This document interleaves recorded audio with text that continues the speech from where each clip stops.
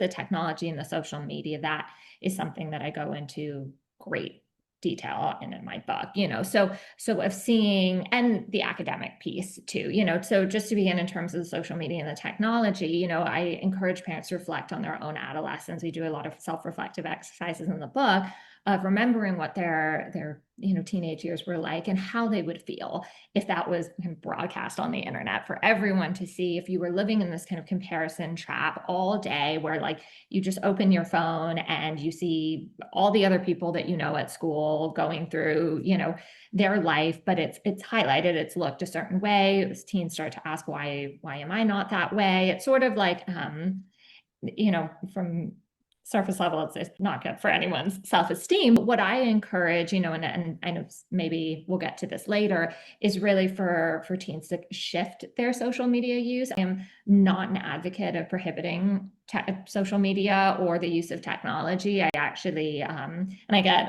a lot of mixed feelings from people when I say that, but I actually think that approach can really backfire and cause teens to feel very controlled, and also, can often lead in the teen kind of lying or sneaking, and that's the last thing we want. So a lot of my work is telling parents, like, yes, these are factors that are contributing to it, social media, technology, but let's modify how they use these factors. Like, can we use them actually for good versus for bad? So if there are ways to kind of lessen pressure while still kind of rolling with the times, that this is what it is now. We can't go and force like all the universities to change like their policies or protocols, but of, kind of accepting it and rolling with it.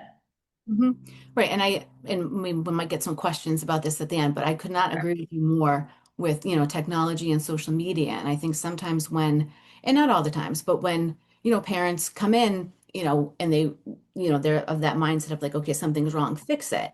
We try to look at other things to fix, first. Right. And sometimes the phone becomes one of those. And of course, I always say it's not necessarily what you do, but the why you do it, Right. the why Right. behind it.